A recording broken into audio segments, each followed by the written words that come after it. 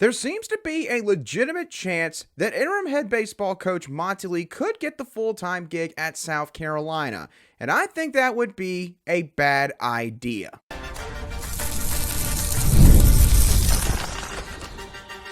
You are Locked On Gamecocks, your daily podcast on the South Carolina Gamecocks, part of the Locked On Podcast Network, your team every day. Hello, Gamecock Nation, and welcome back to the Locked On Gamecocks podcast. I'm Andrew Lyon, the host of this podcast, and also a staff writer for Gamecock Digest over on Fan Nation. Thank y'all so much for making the Locked On Gamecocks podcast your first listen or watch for your team here today. We are free and available both on YouTube and wherever you get your audio podcasts daily. Today's episode is brought to you by Game Time. Download the Game Time app, create an account, and use code LOCKEDONCollege for $20 off your first purchase. Terms do apply. South Carolina's search for a new head baseball coach hasn't really changed a whole lot over the past 48 to 72 hours, but starting on Tuesday night, there were some strong rumblings, of course, and I use that in the literal sense, on social media that Monty Lee is a guy that, is being legitimately heavily considered for the open position. Monty Lee, of course, has been essentially the associate head coach of the program for the last 2 years under then head coach Mark Kingston, and right now is currently serving in an interim role. And I have to admit, I had a tough time processing all this on Wednesday morning and trying to really piece together how this could all actually happen. So what I'm going to do is I'm going to break down each part of a hypothetical Monty Lee hiring on today's show.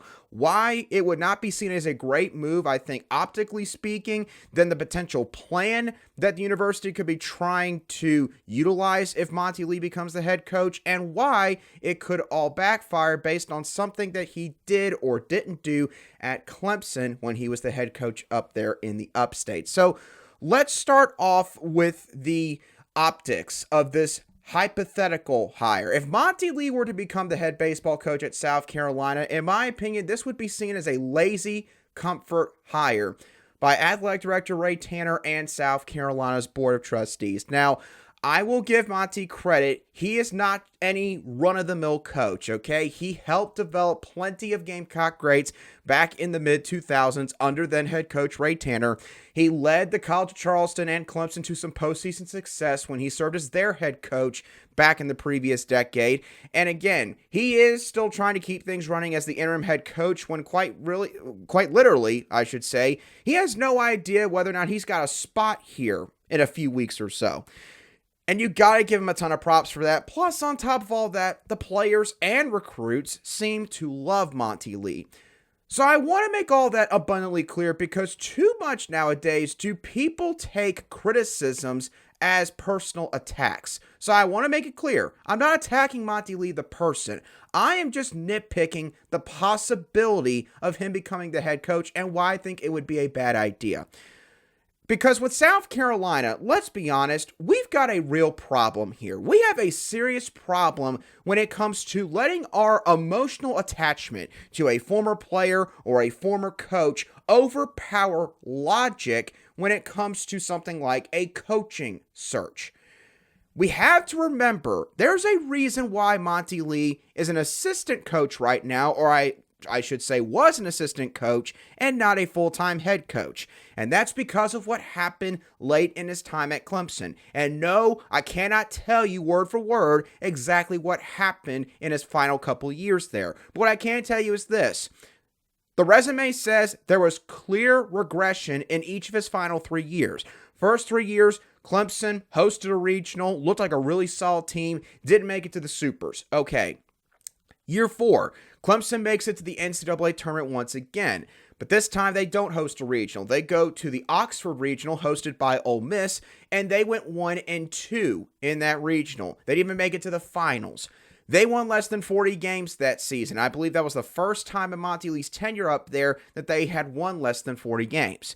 In 2021, the year after COVID took place and basically cut the season short in 2020, the Tigers had a losing record. And then in 2022, the Tigers had a better win-loss record, but they still did not make it to the NCAA tournament. And it was the first time since the 1985-86 seasons that Clemson had back-to-back seasons where they did not make the NCAA tournament. Now, a big reason why some people want Monty Lee to get the head coaching job, not just because of the fact that, again, there's a relationship here with Monty Lee and South Carolina's baseball program. Some people want Monty to stick around and get the head coaching gig because they think that it could mean that a few players either come back and or actually arrive to campus from the high school ranks. So catcher Cole Messina, for example, he literally retweeted a tweet on X that if Monty Lee were to get the head coaching job, he would maybe consider coming back for another season, which obviously I think that would be a bit crazy for Cole Messina to do. If the draft were to take place today, he'd be a top 5 round pick. I think he'd be crazy to pass up on the money he could get in that aspect, but Messina literally retweeted it on X for everybody and their mother to see. And of course, Messina's got a younger brother, Carson Messina. A lot of people think that Carson has a chance to be an even better baseball player than Cole Messina has been in his time in college. Carson, of course, plays at Somerville, and he's teammates with PJ Morlando, who was considered to be one of the best power hitters in the 2024 class, a top 50 prospect. He's also committed to South Carolina. And PJ has been vocal about his support for Monty Lee. And so you combine all that with the chance that Ethan Petrie might actually return for the Gamecocks this next season and not enter the transfer portal amidst all of the coaching movement here in Columbia. Some fans have just bought into the idea that, hey, because of that group of 4 or 5 players possibly being on the same team next year, Monty should be brought back.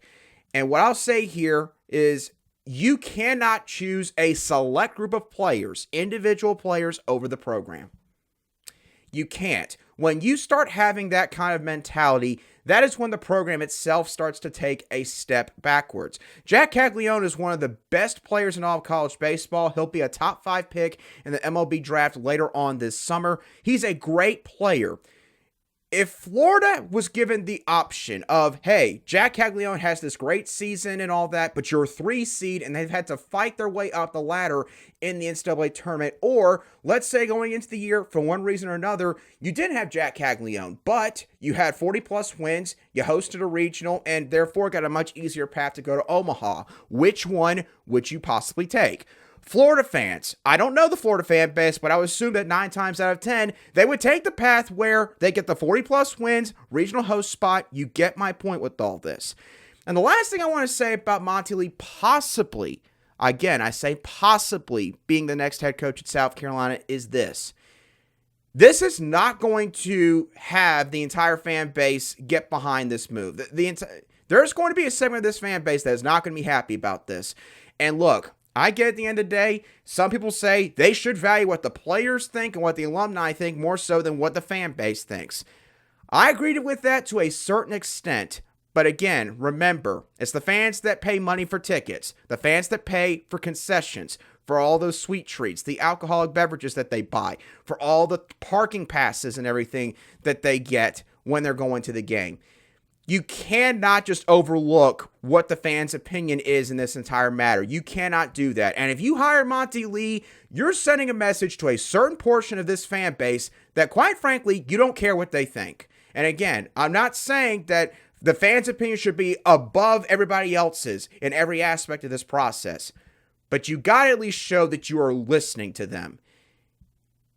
Hiring Monty Lee would be doing the exact opposite of that. So, optically speaking, this would not be viewed as a great hire, in my opinion, if South Carolina were to give Monty Lee the full-time head coaching gig.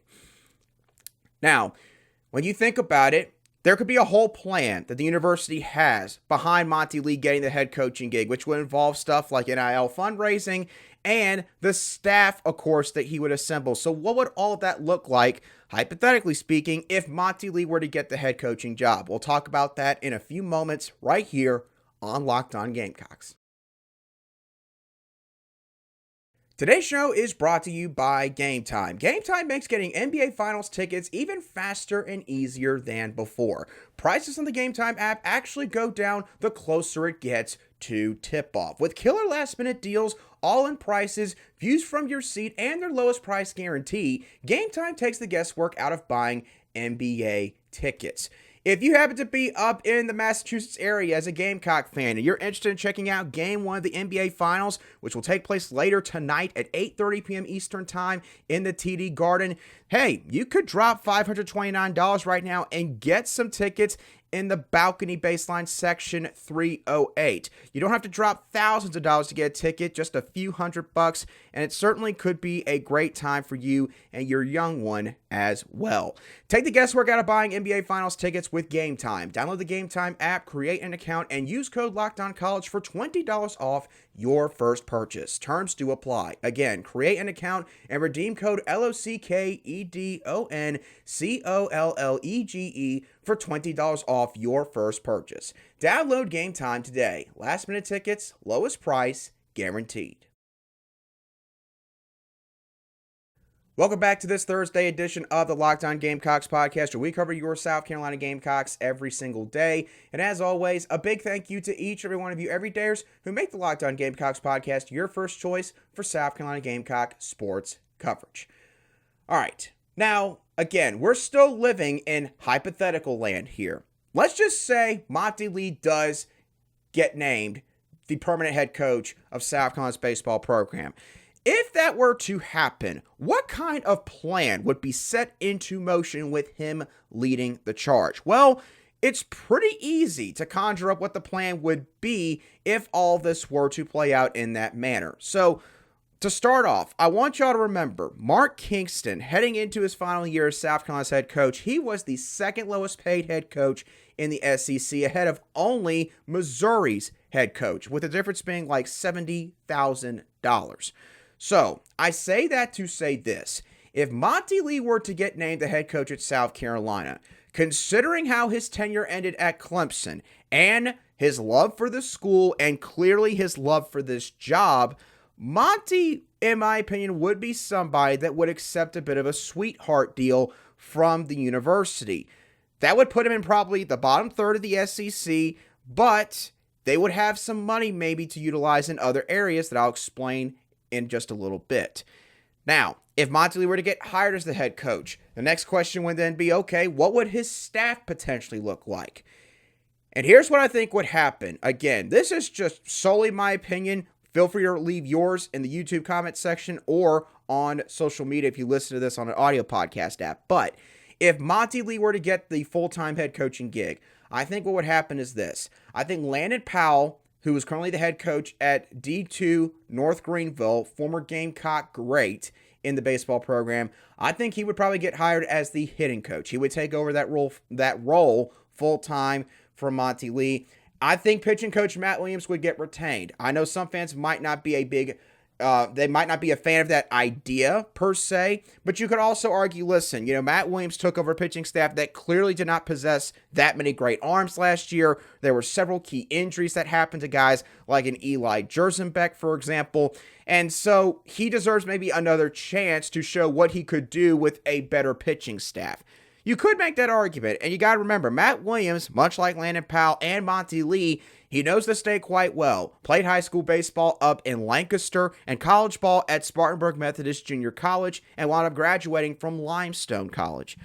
So the thought process with this entire staff would be this. The state of South Carolina would basically be on lockdown as far as recruiting is concerned. There is not going to be a single school outside the state that's going to jump in here, find a top-notch player, and land them over a staff that includes Monty Lee, Landon Powell, and Matt Williams. It's just probably not going to happen. So, you would have recruiting on lock with that kind of staff. And then my thought process behind that potential staff would be this. There would be a higher energy amongst some alumni, a lot of former players, and also some donors, which would lead to an influx of money that would be utilized for NIL. And this would be sort of a makeup for, hey, you took our sweetheart deal as far as coaching salary is concerned, so we're going to make sure to get the job done on our end as far as contacting alumni, contacting former players, contacting our donors, and getting you some money in terms of NIL to utilize in the transfer portal. So that way, y'all aren't behind the eight ball in that regard, and you can make an early splash and make this roster better wherever you need to.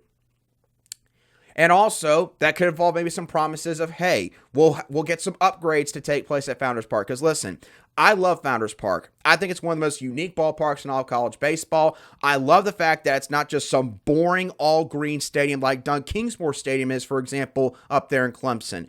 But I also do think it is fair to say, even if you're a Gamecock fan, Founders Park could use a little bit of tuning up. It doesn't need an overhaul by any means, but it could use some upgrades. Maybe there'd be some promises of some money being raised for those upgrades as well, along with maybe some money for NIL.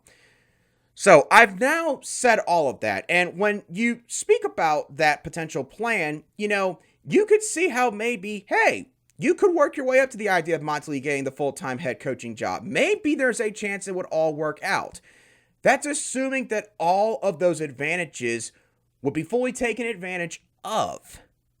Now, when looking back at Monty Lee's tenure at Clemson, again, I admitted earlier, I don't know, of course, how everything ended. I don't know what all went down behind the scenes. But there is one thing publicly that we all know that does concern me a little bit about Monty Lee, especially regarding the possibility that he does compile a staff that has maybe a Landon Powell or a Matt Williams, guys that are very familiar with the state of South Carolina. All of that could end up becoming an awkward situation if this one trend from his time at Clemson carries over to a hypothetical head coaching run at South Carolina. I'll explain what I'm talking about with all of that in a few moments right here on Locked On Gamecocks.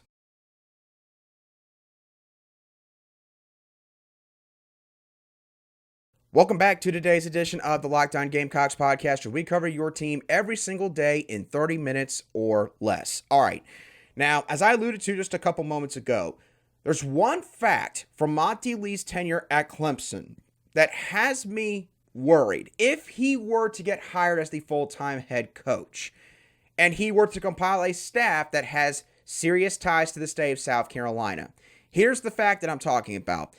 Monty Lee never fired either of his main assistants during his time at Clemson. In the 6 seasons that Monty Lee was at Clemson, and I said earlier, there was clear regression each of the last 3 years he was there. He never got rid of hitting coach Bradley LeCroy, who is a Clemson alum. By the way, don't know if there's a relation to Talmadge, but who knows, maybe there is. And pitching coach Andrew C. Those were his 2 main assistants while he was up there in the upstate for those 6 seasons. Neither of those guys were ever let go.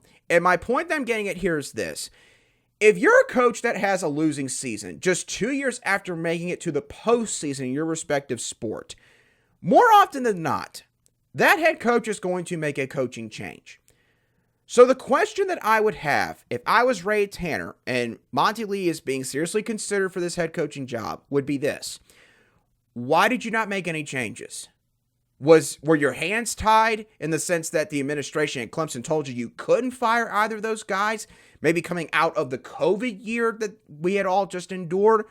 Or did you just decide that, hey, you didn't want to, let go of the guys that also helped you host 3 straight regionals and win 40-plus games in each of those seasons?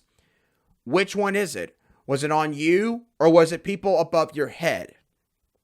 That's something that Monty Lee, not publicly, but behind closed doors, if he's being interviewed for this job in a serious manner, and Ray Tanner asked that question, he needs to be truthful and honest about that. And the reason I bring all that up is to go back to the hypothetical staff that maybe we could see if Monty Lee were to be the head coach here. If he were to get Landon Powell as the hitting coach and maybe retain Matt Williams as the pitching coach, and South Carolina, let's say, year 1, they do decent, they make it back to the tournament, but year 2, they have a losing record. They don't make it to the tournament. If that were to happen, and one of those 2 guys very clearly was struggling in their role to get that part of the team to elevate their play, would Monty Lee have the heart to tell them that there needs to be a parting of ways? Would he have the heart to do that?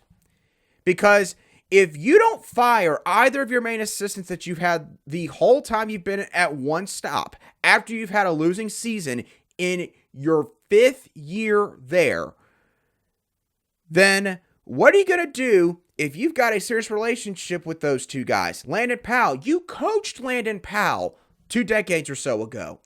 Matt Williams, you've been coaching alongside him for the past 12 months or so. And Matt Williams is a South Carolina man through and through. Would you have the heart to tell those guys that they need to walk away from South Carolina? That could get quite awkward. And that's where I really criticize the emotional attachment that a lot of fans for South Carolina have for these guys. Because guess what? I hate to break it to you, but just because guys love the school a bunch doesn't just mean you're going to see results on the field. Okay? At some point down the line, you've got a tough decision you've got to make. That goes for baseball coaches, basketball, football. It spans across every single sport, right? So if you struggle, and here's the thing, if Monty Lee gets the full-time gig, he's not going to get like 5 years to install some plan. He's probably going to get like 3. And quite frankly, that should be all he should get, considering the circumstances. Because fans are not going to have the patience to sit around and wait 5 years for you to figure things out. If after year 2, the hitting lineup isn't doing good enough under Landon Powell, hypothetically, or pitching is not doing very well under Matt Williams' watch, hypothetically, would you have the guts to tell them that we're going to have to fire you, at least behind closed doors? Or would you just keep them around and hope that y'all manage to figure things out? Because South Carolina, listen, even the people that might co-sign this hire at the beginning, after a year and a half or 2, if things are not progressing in a linear direction, positively speaking, they're not going to have the patience to sit there and see an underperforming assistant be held on to the staff because they're a South Carolina guy. I hate to say at that point, nobody's going to care, okay? Because what this program cares about is wins and losses. That's what the fans care about the most. The fan base is tired of sitting at home in mid-late June and not having gone to the College World Series even once in the last 12 years. No one's saying that you got to go to Omaha for 3 straight years and compete for the national title. That was a special run in and of itself that likely is never going to happen again. The fans are rational enough to understand that. But if you can't even make it to, say, the regionals after your first 2 years, you return some of these guys that have been on this team for the last couple years. You've got great recruiting classes coming in. Guess what? At some point, it's going to just fall on coaching. And then what? Do you make a change or do you stick with the status quo? That's a legitimate question that Monty would have to answer if he is being interviewed for this job, being seriously considered, and were to get the full-time gig and hire guys like Landon Powell and Matt Williams. You have to consider all of that. If you're somebody that wants to see Monty Lee get this job, you really need to consider that. So, with that being said, that's going to do it for today's edition of the Locked On Gamecocks podcast. Hope that y'all thoroughly enjoyed today's show. As always, what are y'all's thoughts on what the optics would look like for South Carolina if Monty Lee was to become the full-time head baseball coach? What are your thoughts on the potential plan that would be executed if Lee were to get the job? And if Lee were to hire guys like Landon Powell and others known to the Palmetto State, would you be worried about his trend from his time at Clemson carrying over to here with those same coaches? Let me know your thoughts down below in the comments section if you watch today's show on YouTube, or shoot a direct message on X at @a_SC if you listen to today's show on an audio podcast app. But as always, thank y'all so much for tuning in. Have a great rest of your Thursday, and I'll be sure to catch y'all on the next show of the Locked On Gamecocks podcast.